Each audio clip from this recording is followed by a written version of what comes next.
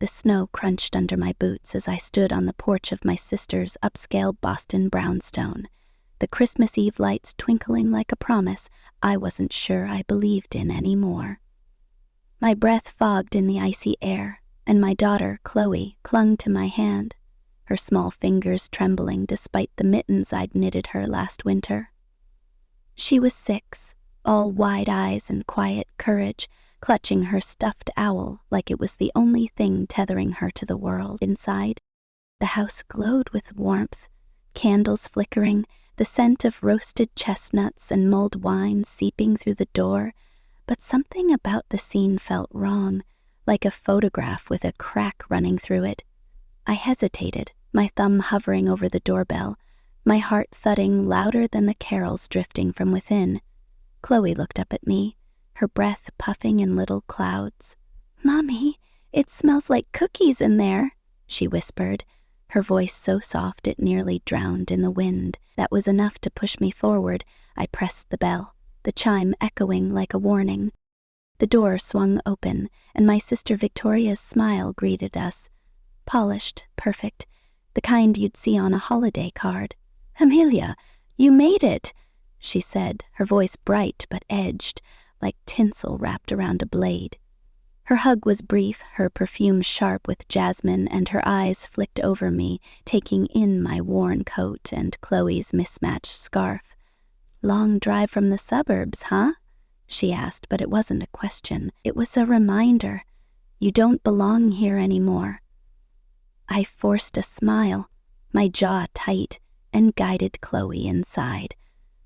The foyer was a shrine to wealth. Marble floors, a chandelier dripping crystals, and a Christmas tree so tall it grazed the ceiling. But the air felt heavy, like the walls had absorbed too many whispered arguments and were ready to spit them back out. Victoria's home hadn't changed much since I'd last visited, 3 years ago, before Dad's heart gave out and left a void we all pretended to fill with small talk. The wallpaper was still that pristine ivory, though I noticed a faint tear near the baseboard, like the house was starting to unravel.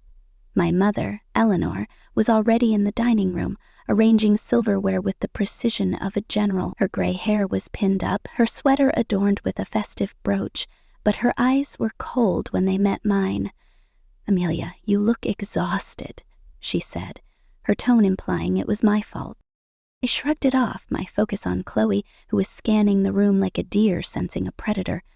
Her grip on my hand tightened as my brother-in-law, Lucas, boomed a laugh from the corner, his whiskey glass catching the light. "There's the city girl," he called, but his grin didn't reach his eyes. My cousin Grace bustled by with a tray of appetizers, muttering about the cranberry glaze, while Uncle Henry, the family's charming bachelor, winked at Chloe from across the room. She didn't smile back. We were ushered to the dining table, a mahogany beast polished to a mirror shine, set with china that probably cost more than my car. The centerpiece was a garland of holly and gold ribbon, but it felt more like a barrier than a decoration. Chloe was directed to the kids' end of the table, where her cousins, all giggles and sticky fingers, were already arguing over who got the biggest dinner roll. She hesitated, her sneakers scuffing the floor, and I saw her twist the hem of her sweater, a nervous habit she'd picked up recently. "Go on, sweetheart," I said, nudging her chair out, but she leaned into me instead, her breath hot against my ear. "Mommy, if I sit down it hurts. Down there," she whispered, her voice so fragile it could have shattered the crystal glasses. The words hit me like a fist to the chest. The room spun, the clatter of plates and laughter warping into a dull roar. My fork slipped, clanging against the porcelain, and Lucas barked a laugh. "Drama queen, huh? Must get it from her mom," he said, waving a buttered roll like he was dismissing a bad joke. Eleanor cleared her throat. "Chloe, sit up straight. Amelia, she needs discipline." The table resumed its chatter, passing mashed potatoes and ignoring the bomb my daughter had just dropped. I knelt beside Chloe, my palms sweating despite the chill in my fingers. "Sweetheart, does it hurt right now?" I asked, keeping my voice low. She nodded, her eyes glassy with unshed tears, and my pulse roared in my ears, drowning out the holiday cheer. "We're going to the bathroom, okay?" I said, helping her up. No one offered to help. Grace blessed the stuffing. Victoria sipped her wine. I guided Chloe down the hall, every step heavy, every glance from the family like a needle in my spine. The bathroom door clicked shut behind us, the scent of peppermint soap doing nothing to calm the panic clawing at my throat. Chloe flinched as I helped her out of her tights, and there, on the tender skin of her inner thigh, was a bruise. Purple, angry, unmistakable. I'd seen marks like that before, during my years volunteering at a women's shelter. My stomach churned, a metallic taste flooding my mouth. "Did I do something bad, Mommy?" Chloe asked, her voice barely a breath, her eyes searching mine for answers I didn't have. I pulled her close, her heartbeat thumping against my chest. "No, baby, you did nothing wrong," I said, counting her breaths to steady my own. Back in the hall, Eleanor's glare met me like a slap. "Is this necessary?" she hissed, her voice low so the others wouldn't hear. "Dinner's getting cold." I swallowed the urge to scream. "Chloe's not well. We're stepping out," I said, my voice calmer than I felt. Victoria rolled her eyes so hard I thought they'd pop out. Lucas smirked, swirling his whiskey. I tucked Chloe into the guest room, handing her the stuffed owl. "Hold him tight if you're scared. I'll be right outside," I said. She nodded, her cheeks flushed with a shame no child should carry. I stepped onto the porch, the December air biting my skin, and dialed 911. My hands shook, but I forced my voice to stay steady. Dispatchers don't need tears, they need facts.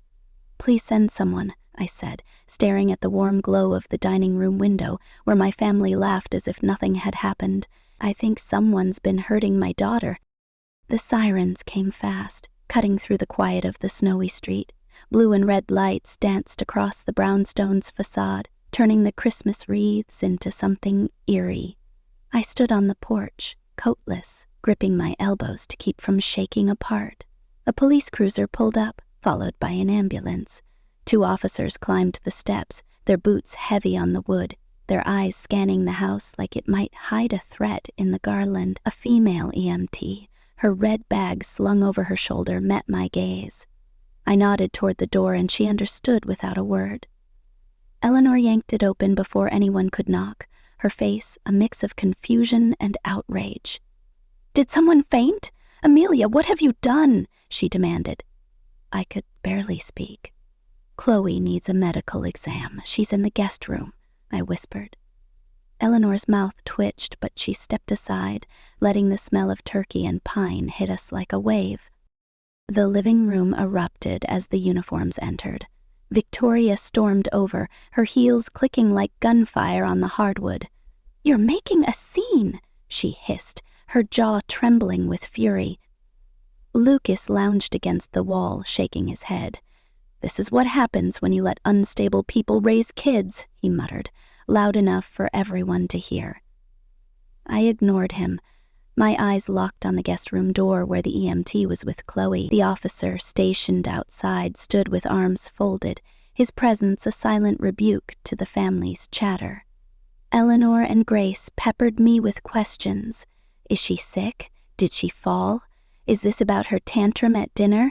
But I didn't answer. My world had narrowed to that door, to the moment it would open and confirm what I already feared. Minutes dragged like hours. The grandfather clock in the hall ticked like a judge's gavel. When the EMT emerged, her face was pale, her eyes tight with something she didn't want to say aloud. She motioned me to the kitchen, away from the crowd. "There's been touching," she said, her voice barely above a whisper.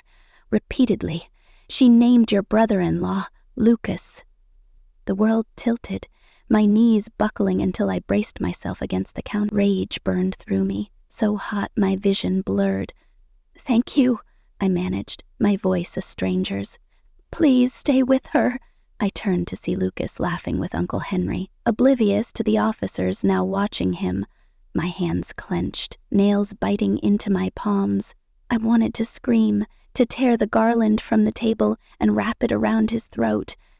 But Chloe needed me steady, not broken. The officers approached Lucas, and the room exploded into chaos. Eleanor stepped between them, her voice shrill. "This is absurd! Lucas would never—" Victoria grabbed my arm, her nails digging in. "You're tearing this family apart, Amelia." Lucas played the victim, his voice smooth as he protested. "She's confused. Kids make things up." The taller officer read his rights over the noise, the cuffs clicking shut around Lucas's wrists. The sound, metal on bone, was cold, final. Grace started crying. Uncle Henry looked away, his usual charm gone. Chloe peeked from the guest room, her face blotched with tears. I rushed to her, kneeling so we were eye to eye. "You did the right thing," I whispered, brushing her hair back. "Mommy believes you. You're safe now." Her fingers curled into mine, small and trusting, as the officers led Lucas out into the flashing night. Eleanor followed them to the door, her hand gripping the frame like she could hold the moment together. She turned to me, her eyes ice. "I'll never forgive you for this," she said, each word a blade. I didn't answer. I focused on buckling Chloe into the ambulance for the short ride to the children's hospital. The EMT handed me a pamphlet on trauma, but my hands shook so badly the words blurred. By the time I gave my statement at the precinct and drove us back to our small apartment, dawn was breaking over the city, painting the sky a bruised purple. The silence in the car wasn't peaceful. It prowled, heavy with questions I wasn't ready to answer. Chloe stared out the window, her owl clutched to her chest, and I wondered how many nights she'd spent carrying this secret alone. Back home, the apartment felt too small, the walls too close. I checked the locks twice, then again, my fingers lingering on the deadbolt. Chloe crawled into my bed that night, her fingers hooking my sleeve like she feared I'd vanish. "Mommy," she whispered, her voice faint. "Is it okay to sit now?" I forced a smile, my heart cracking. "Yes, sweetheart. Here, I'll get a pillow." She perched on the edge of the bed, her shoulders stiff, and ate her cereal without looking up. I watched her, my mind replaying her words at dinner, the bruise, the way Lucas's laugh had grated against my skin. I'd missed the signs, her hesitance, her quiet withdrawals, the way she'd stopped asking to visit Victoria's house. Guilt tasted like ash, but anger burned hotter. The next day, my phone buzzed while I was at my desk buried in paperwork. It was Chloe's teacher, Mrs. Bennett, her voice tight with that professional calm that hides bad news. "Amelia, it's not urgent, but could you come to the school? Chloe made a drawing during art time. It relates to what happened." My stomach dropped. I'd left work early, the Boston traffic a blur as I sped to the school. The halls were lined with paper snowflakes, and I'm thankful for imposters, a cruel reminder of the childhood Chloe was being robbed of. Mrs. Bennett met me at her desk, her lips pressed thin. She slid a piece of red construction paper toward me. "Chloe said I could show you," she said. The drawing was crude but unmistakable. A chair with jagged spikes jutting from the seat, red crayon dripping like blood. Above it, a stick-figure girl sobbed blue tears. In the corner, a dark scribble loomed, its eyes red and sharp. Chloe's handwriting labeled it Uncle L. My throat closed. "She said this is Grandma's dining chair," Mrs. Bennett murmured, "and that it hurt." I gripped the desk, my breath shallow. How many dinners had I sat through, praising Chloe for her manners, while that chair became a symbol of her pain? "I'm mandated to report this," Mrs. Bennett said, her voice gentle but firm. "The counselor's already called CPS." I nodded, unable to speak, N/empty greater than, and thanked her. promising to cooperate fully. The weight of the drawing pressed against my chest, a tangible reminder of Chloe's silent suffering. I drove home in a daze, the city lights streaking past like accusations. That evening, CPS called, their tone practiced and polite, requesting medical notes and police files. I sent the scans while Chloe colored quietly beside me, her crayons scratching against the paper.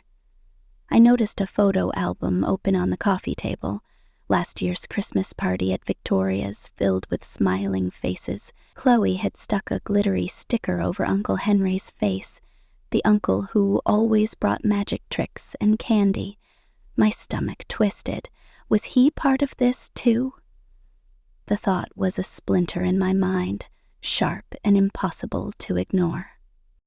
Bedtime came, and I read Chloe her favorite book, The Velveteen Rabbit, adding a verse from her favorite lullaby to soothe her.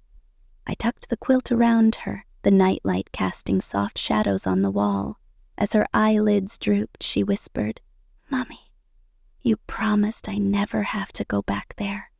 I swallowed the lump in my throat. "Never again, baby," I said, kissing her forehead. Just before she drifted off, she murmured, "There's something I didn't tell you about Uncle Henry." My heart lurched. "We'll talk in the morning, okay?" I said, my voice steady despite the panic clawing at me.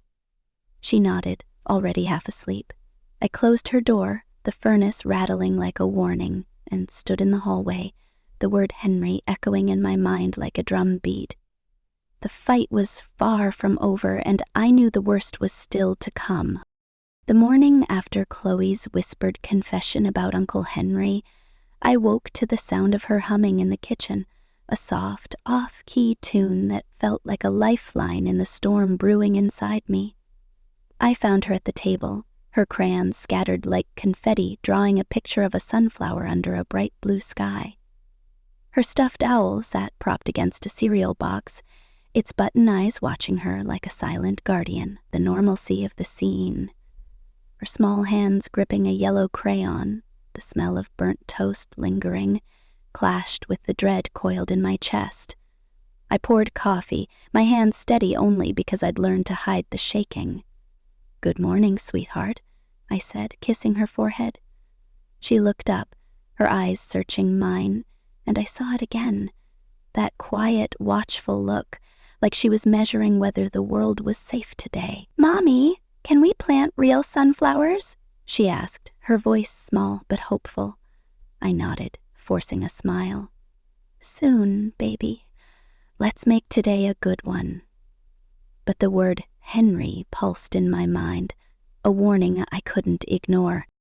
I dropped Chloe off at school, her backpack slung over one shoulder, her owl tucked inside. The Boston streets were slick with melted snow, the city waking up under a gray sky that mirrored my mood. As I drove, my phone buzzed. A text from Victoria.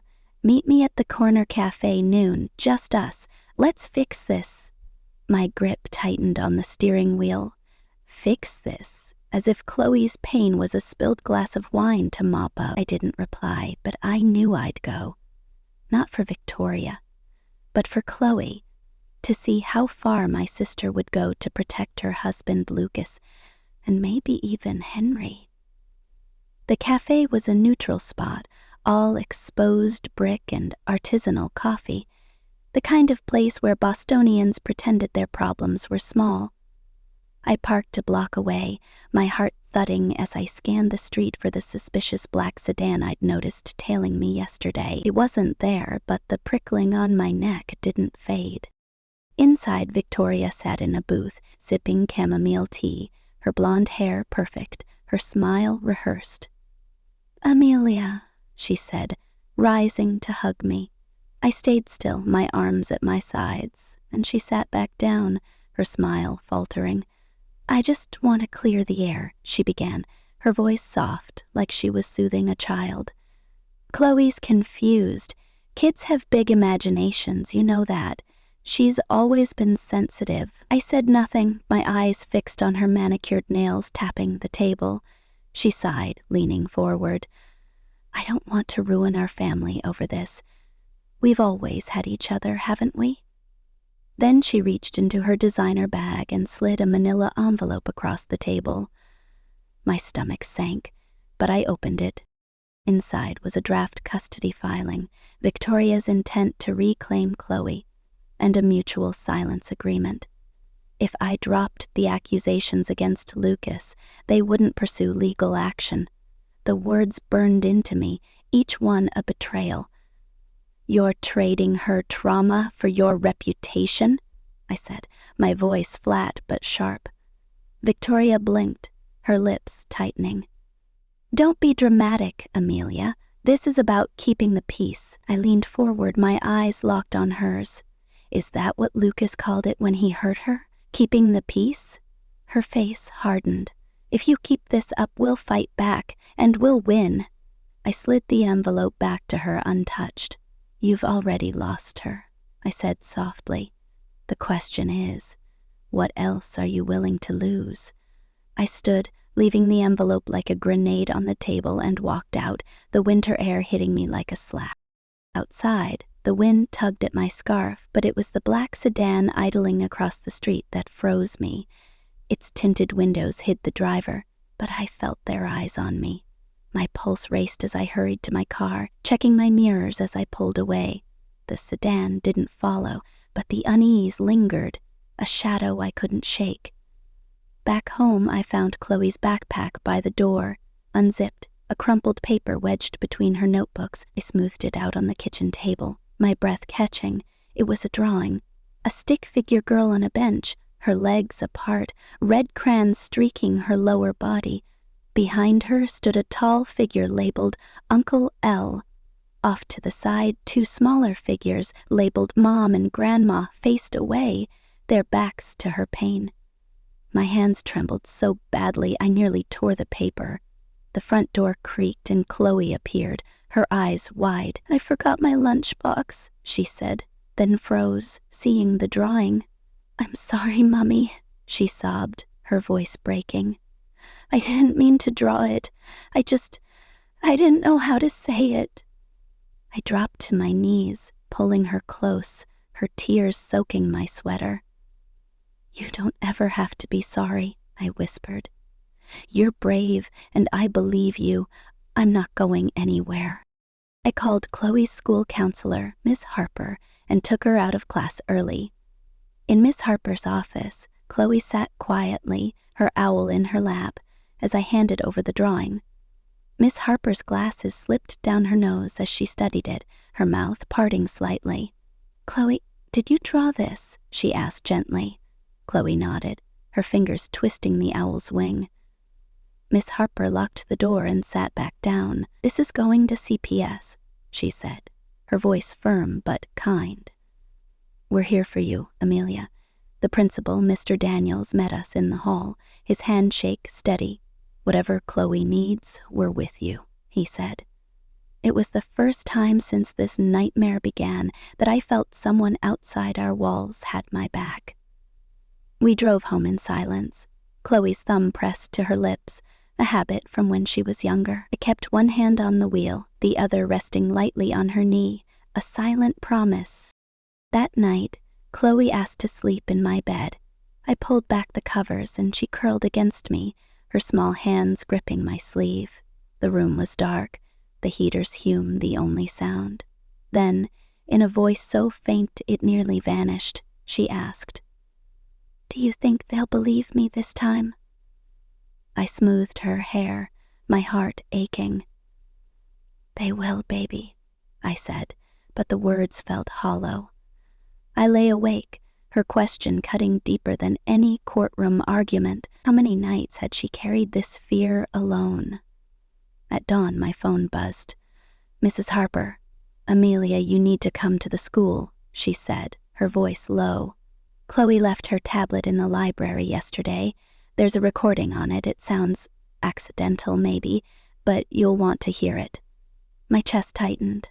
I dropped Chloe off, kissed her forehead, and promised to see her soon. Her eyes held that same watchful look, like she was waiting for the world to prove itself. In the school parking lot, I powered on the tablet, my fingers clumsy. The file started with static, then voices, Victoria's, sharp and tired. "Don't let her say too much at school." Eleanor's voice followed, colder. "She needs to learn. If she keeps talking about Lucas, he'll go to jail and we'll all lose." Then Chloe's voice, small and trembling. "But it hurts." A pause, then Victoria's snap. "Then stop acting like a brat." A sharp crack followed, skin on skin, then Chloe's muffled cry. "Mommy, please don't let him—" The audio cut to silence. I gripped the steering wheel, my knuckles white, my vision blurred with tears. For 10 minutes I sat frozen, the world reduced to that sound, that slap. Then I opened my voice memo app and recorded the tablet's playback, every word raw and unedited. I called Sarah Mitchell, a legal advocate from my shelter days. "I have a recording," I said, my voice steady despite the rage. "Emotional abuse, physical harm, coercion to protect Lucas. What can we do?" Sarah didn't hesitate. "Bring it to me. We can file for protective custody and a restraining order. I'll prep the papers." I drove to Sarah's office, the city a blur. She listened to the audio, her face unreadable, then outlined the plan. An emergency petition for custody, a restraining order, and a push for a full investigation. "You're doing the right thing," she said, but her words felt distant. I was already thinking of Chloe, of the drawing she'd slid across the table that morning. A new one, not of pain but of strength. It showed her standing tall, a shield in her hand labeled Mommy. Behind her, a shadowy figure with red eyes loomed, but she didn't cower. I clung to that image as I picked her up from school, her small hand slipping into mine. At home, we ate soup in silence, her spoon clinking softly. It was a small victory, her eating it all. As I washed dishes, she appeared in the doorway, her voice barely a whisper. "Can I sleep with you again?" I nodded, and we curled up together, her grip on my sleeve tight as ever. The next morning, I was sorting evidence, drawings, medical notes, the audio, when my phone lit up with another text from Victoria. "Lunch tomorrow? Just us. Let's talk like adults." I showed it to Sarah, who narrowed her eyes. "It's a trap," she said. "They're testing you." I nodded. "I know, but I'm going." The cafe meeting was tense, Victoria's charm thinner than the coffee. She slid another envelope across the table, her eyes pleading. "A compromise," she said. "I didn't touch it." "You're protecting a monster," I said, my voice low. Her face crumpled, but she didn't deny it. I left, the sedan tailing me again, closer this time. I took a sharp turn, losing it in traffic, my heart pounding. At home, Chloe was quieter, her spark dimming. I found another drawing in her bag. Her alone, red crayon marks between her legs labeled Uncle L. My breath caught, but I snapped a photo and sent it to CPS, my hands shaking. The school council reported the drawing and CPS escalated the case. Sarah filed for emergency guardianship, and we prepared for court. The day before, I nearly crashed when a truck swerved into my lane, the driver's face hidden. Was it random or a warning? I didn't know, but I gripped the wheel tighter, determined to keep going. In court, Victoria's lawyer presented Dr. Hayes, a slick therapist who claimed I had a savior complex, manipulating Chloe's story. Lauren discredited him, revealing his suspended license in Massachusetts. The judge's gavel fell, granting me temporary custody and a no-contact order against Victoria. Relief flooded me, but it was short-lived. That night, Chloe drew again, me as her shield. But a new figure appeared, Uncle Henry. My blood ran cold. Was he another threat? I emailed the drawing to Detective Larson, who called within minutes. "We missed him," he said. "We're interviewing other kids from those dinners." 5 days later, Henry was in custody, charged after 2 cousins corroborated Chloe's story. Victoria admitted she'd suspected something but prioritized family loyalty. I sat in our new apartment, Chloe watering sunflowers we'd planted, humming fearlessly.